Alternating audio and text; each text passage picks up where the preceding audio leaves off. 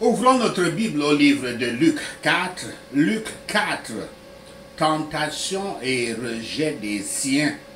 Tentation et rejet des siens.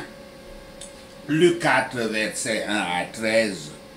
Christ résiste au diable et Satan fuit de lui. Versets 1 à 2. Le baptême de Yahshua peut avoir été un moment fort dans sa vie, avec la descente du Saint-Esprit et la voix de son Père céleste exprimant son amour et son approbation. Pourtant, le Saint-Esprit mène immédiatement Yahshua dans le désert pour être tenté. Il semble prudent de supposer que ces tentations sont un barrage hissé par le diable qui frappe quand il est le plus faible. Versets 3 à 4. Après 40 jours sans rien manger, Yahshua serait bien pire que d'avoir faim. Un corps physique privé de nourriture aussi longtemps, sans l'intervention divine, serait affaibli au point de mourir. Cependant, la raillerie de Satan, lui demandant de transformer une pierre en pain, n'est pas efficace. Yahshua avait besoin de nourriture aussi, ainsi que du pouvoir pour répondre à ce besoin. Mais il n'est pas là pour manger, comme l'indique sa réponse. Yahshua choisit de rester concentré sur Yahweh plutôt que de satisfaire son propre désir pour le moment. Versets 5 à 8. Pour la seconde tentation, une offre de pouvoir et d'autorité. Le diable présente tous les royaumes du monde devant Yahshua en un instant.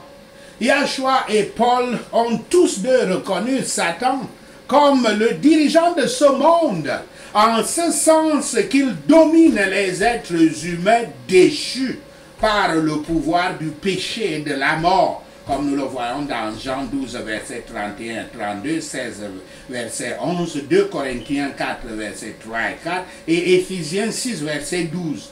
Cependant, même si le diable peut influencer les rois et les royaumes, il n'a pas de contrôle. Il n'a pas de contrôle. Yahshua est celui qui contrôle souverainement l'histoire. La seconde réponse de Yahshua est un rappel pour garder Yahweh au premier plan dans toutes nos pensées. Versets 9 à 12. La troisième tentation de Satan consiste en une reconnaissance de Yahshua comme fils de Dieu. Pour quiconque, un saut d'un sommet du temple serait un suicide certain. Yahshua a déjà utilisé 2 fois les Écritures pour refuter la tentation de Satan. Au verset 4 et 8 et Deutéronome 6 verset 13 et 8 verset 3. Alors le diable utilise cette fois les Écritures saintes, espérant peut-être améliorer sa proposition. Et l'écriture qu'il utilise, c'est Psaume 91 verset 11 et 12. Mais le psaume 91 n'était pas une promesse de protection pour le Messie d'Israël. C'était plutôt une promesse de protection contre la colère de Yahweh pour tous ceux qui se réfugient en lui. Le motif du diable était peut-être de disqualifier Yahshua comme Messie, d'affaiblir sa foi et sa confiance en Yahweh, d'introduire prématurément Yahweh comme Messie ou même de le tuer. Contrairement à son intention, Yahshua rejette brusquement sa proposition avec une troisième citation tirée des Écritures saintes dans Deutéronome 6, verset 16. Le fait que le Christ soit conduit dans le désert donne un avantage au tentateur, car il était seul et personne n'était avec lui par les prières et les conseils dont il pouvait recevoir l'aide à l'heure de la tentation. Celui qui connaissait sa propre force a pu donc donner un avantage à Satan. Mais nous ne le pouvons pas.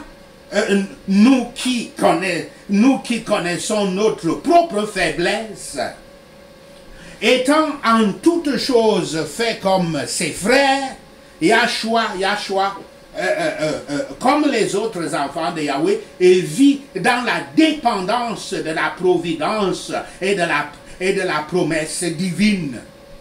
La parole de Dieu est notre épée et la foi en cette parole est notre bouclier. Yahweh a plusieurs manières de subvenir aux besoins de son peuple et par conséquent, il doit en tout temps, son peuple doit en tout temps dépendre de son devoir. Toutes les promesses de Satan sont trompeuses. Souvenez-vous, il est quoi? C'est un trompeur, c'est un voleur, c'est un tueur, c'est un destructeur. Et s'il est autorisé à avoir une influence quelconque sur la disposition des royaumes du monde et la gloire de ceux-ci, il les utilise comme appât pour détruire le peuple dans ses pièges. Nous devrions rejeter immédiatement comme un prix offert à nos peuples. Nous devons rejeter immédiatement et avec horreur toute opportunité de gain et d'avancement présentée comme un prix offert à nos âmes. Nous devrions rechercher la richesse, les honneurs et le bonheur seulement dans le culte et le service de Yahweh. Christ n'adorera pas Satan. Et quand il aura les royaumes du monde qui lui seront délivrés par son Père Yahweh, il ne souffrira non plus qu'il y ait des restes du culte du diable qui puissent continuer. Satan a également incité Yahshua à être son propre meurtrier, en ne faisant pas confiance à la protection de son Père, ce sur quoi il n'avait pas de mandat. Que l'abus des Écritures par Satan ou par les hommes n'abaisse pas notre estime ou ne nous fasse pas en abandonner l'usage. Mais étudions les Écritures encore, cherchons à les connaître et cherchons à nous défendre par elles dans toutes sortes d'agressions. Que cette parole demeure abondamment en nous, car elle est notre vie.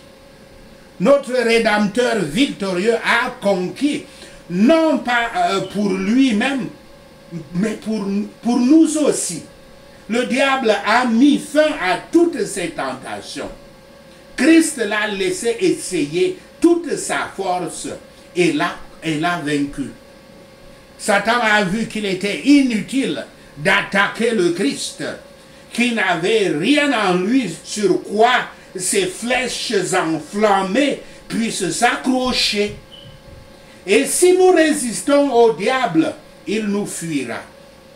Cependant, il est parti seulement jusqu'à la saison où il devait être relâché sur Yahshua, non pas comme un tentateur pour l'attirer au péché et ainsi le frapper à la tête, ce qu'il visait maintenant, mais c'était entièrement, mais il était entièrement défait, mais il devait revenir comme un persécuteur pour amener le Christ à souffrir et ainsi meurtrir son talon, ce qui lui était dit qu'il devait faire et ferait, bien que ce serait le brisement de sa tête à la même occasion, comme cela est dit dans Genèse 3, verset 15.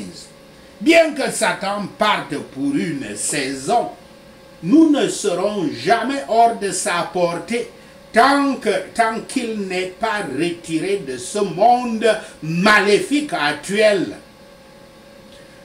Plus important encore, Yahshua Christ nous montre dans cette section comment résister au diable et il nous fuira, comme cela est dit dans Jacques 4, verset 7.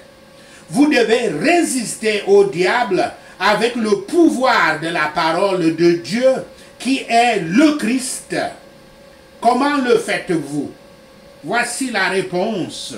Je cite: nous renversons les raisonnements et toute hauteur qui s'élève contre la connaissance de Dieu. Et nous amenons toute pensée captive à l'obéissance de Christ. Fin de citation. Citation de 2 Corinthiens 10, verset 5. Remarquez, le pouvoir terrestre de Satan sur Yahshua Christ lui-même et essayez d'imaginer son pouvoir sur vous. Si Satan était capable de tenter Yahshua, il est capable de vous tenter. Si Satan était capable de, je cite, l'élever dans une haute montagne, fin de citation, verset 5, une traduction plus fidèle de King James, ou de la version autorisée de King James, il est capable de vous amener où il veut. Si Satan, je cite, lui montra en un instant tous les royaumes de la terre, fin de citation, toujours le verset 5, il vous montrera toutes les choses attrayantes du monde pour vous attirer dans ses pièges. Si Satan a demandé à Yahshua de l'adorer, il vous demandera toujours, d'une manière ou d'une autre, puisqu'il est le trompeur, de l'adorer comme condition pour recevoir ses avantages matériels. L'apôtre Paul dans 2 Corinthiens 10, verset 5 qu'on vient de lire, vous dit ce qu'il faut faire quand Satan remplit vos esprits de ses pensées afin de vous tenter. Il vous dit de tout, l'apôtre Paul vous dit de toujours soumettre et amener toute pensée captive à l'obéissance de Christ. Parce que le Christ, la parole de Dieu, est la seule arme dont vous avez besoin pour résister au diable, afin qu'il puisse vous fuir. Faites comme le Christ chaque fois qu'une pensée vous vient à l'esprit. Confrontez la pensée à la parole de Dieu afin de la tester. Si la pensée n'obéit pas à la parole de Dieu, qui est le Christ, qui est l'épée du Saint-Esprit, comme cela est dit dans Ephésiens 6, verset 17, rejetez la pensée immédiatement. Si la pensée continue d'insister et de persister dans votre esprit, priez en envoyant le feu du Saint-Esprit pour la détruire. Vous aurez gagné une grande bataille lorsque la pensée satanique vous fuira. C'est cela. Résistez le diable et il vous fuira. C'est comme ça que la plus grande bataille que le chrétien, que le croyant mène, c'est à l'intérieur de lui-même. Parce que c'est là où Satan essaie de le posséder, de le dominer à partir du contrôle de ses pensées. Luc 4, versets 14 à 30. Le Christ dans la synagogue de Nazareth. Versets 17 à 22. Apprenez de ce passage que vous pouvez tirer parti des Écritures, de la Bible, pour connaître l'esprit de Yahweh sur toute situation dans laquelle vous vous trouvez. Premièrement, le livre qui a été présenté à Yahshua est le livre du prophète Ésaïe.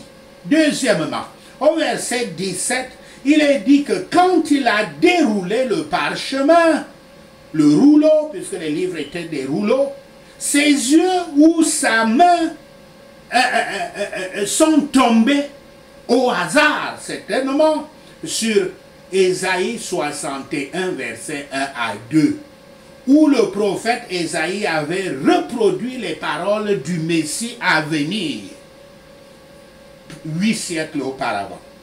De même, vous pouvez utiliser votre Bible pour tirer au sort les Écritures, en l'ouvrant au hasard et en priant Dieu qu'il guide votre doigt sur la parole qu'il veut vous dire.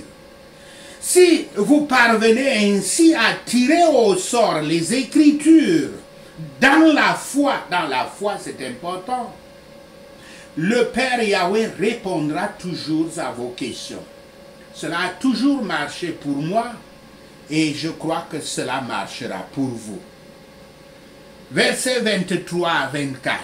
Yahshua souligne que même comme son ministère était correctement compris, il serait cependant rejeté comme tous les autres prophètes de l'histoire d'Israël. Les prophètes étaient souvent rejetés, persécutés et même tués, comme nous le voyons dans 1 Roi 19, verset 10, Jérémie 35, verset 15, 44, verset 4 à 5, et Actes 7, verset 52. Verset 29 à 30. Lorsque la foule se précipite vers Yahshua depuis la synagogue et tente de le précipiter du haut de la falaise voisine de Jérusalem, il ne s'échappe pas en s'enfuyant ou en reculant. Au lieu de cela, Yahshua passe, je cite, au milieu, fin de citation, au milieu de ses adversaires. De même que les eaux de la mer Rouge se séparèrent pour permettre au peuple de Yahweh de les traverser, de même la foule en colère de Nazareth se sépara pour permettre à Yahshua de passer au milieu d'eux, indemne et intact. C'est le seul et unique miracle dont ils ont été témoins à Nazareth, sa ville natale. Le Christ avait enseigné dans leur synagogue. Nazareth, c'est sa ville où il avait grandi. Le Christ avait enseigné dans leur synagogue, leur lieu de culte public, où ils se rencontraient pour lire, exposer et expliquer la parole, pour prier et pour louer le Seigneur Yahweh. Tous les dons et toutes les grâces de l'Esprit Saint étaient sur lui et en lui, sans mesure. Par le Christ, les pécheurs peuvent être déliés des liens de la culpabilité. Et par son Esprit Saint et la grâce, ils peuvent être déliés de la servitude, de la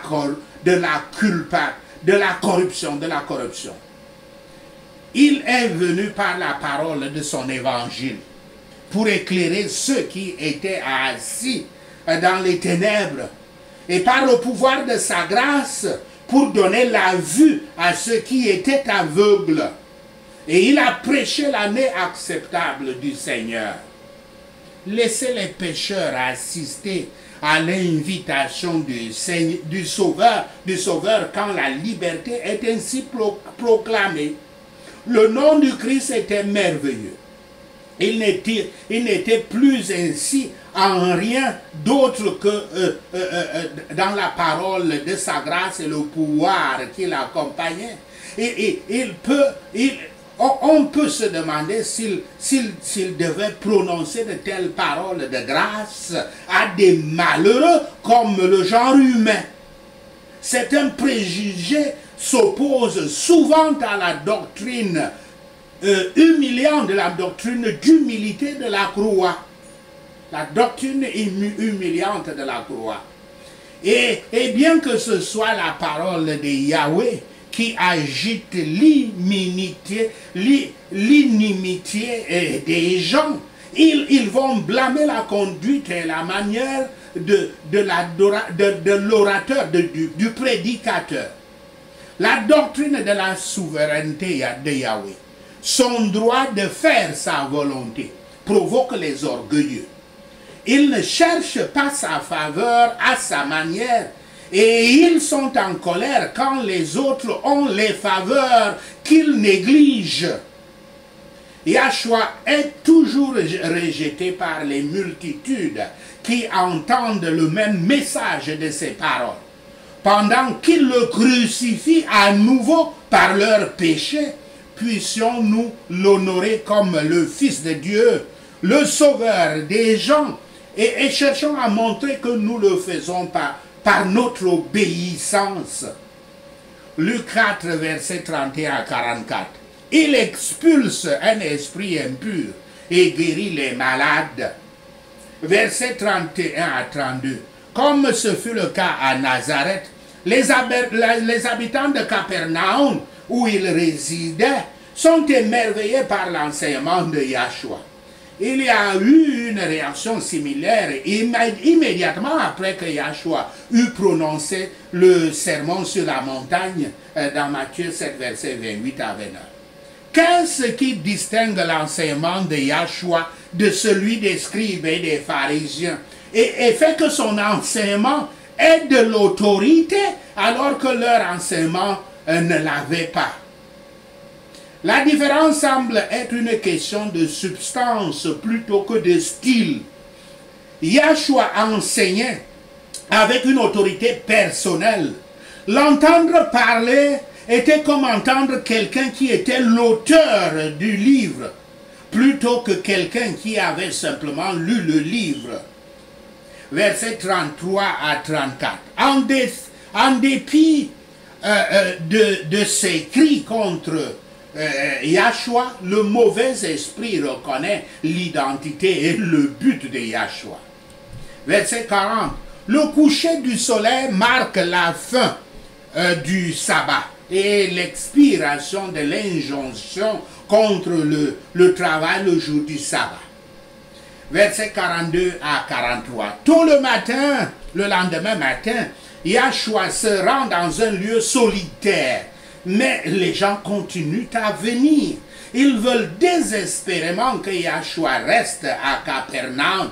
Mais il est engagé dans un ministère d'enseignement plus large qui couvrira toute la Galilée. Le peuple veut voir des miracles. Mais lui, il est venu pour proclamer le royaume de Yahweh.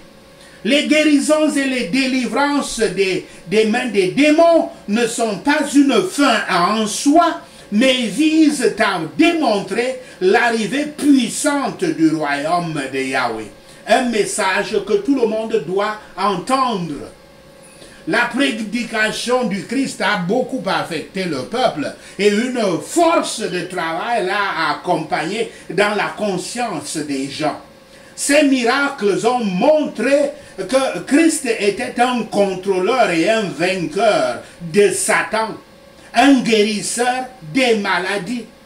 Je veux dire, là où le Christ donne une nouvelle vie, en convalescence de la maladie, ce devrait être une nouvelle vie plus que jamais passée à son service, à sa gloire. Notre tâche devrait être de répandre partout la renommée de Yahshua Christ, de le supplier au nom de ceux qui ont un corps et un esprit malade et d'user de notre influence pour lui amener des pécheurs afin que ses mains soient imposées sur eux pour la guérison. Yahshua a expulsé dans les démons de ceux qui étaient possédés. Nous n'avons pas été envoyés dans ce monde pour vivre seuls, mais pour glorifier Yahweh et faire du bien dans notre génération. Les gens l'ont cherché et sont venus à lui. Un désert n'est pas un désert si nous sommes avec le Christ là-bas. Il continuera avec nous par sa parole et son esprit et offrira les mêmes bénédictions aux autres nations jusqu'à ce que partout sur la terre, les serviteurs et les adorateurs de Satan soient amenés à le reconnaître comme le Messie, le Fils de Dieu, Yahweh, et à trouver la rédemption par son sang et même le pardon des péchés. Sachez ceci, et le Seigneur Yahweh vous bénira. Prenons ces points de prière pour prouver que je suis le Fils de Yahweh. Et je n'ai pas besoin de dire à la pierre de devenir du pain, car il est écrit, l'homme ne vivra pas uniquement de pain, au nom de Yahshua le Messie. Si l'on me montre en un instant tous les royaumes du monde, et que le tentateur me dit qu'il me donnera toute l'autorité et la splendeur sur eux, je répondrai, il est écrit, adore le Seigneur.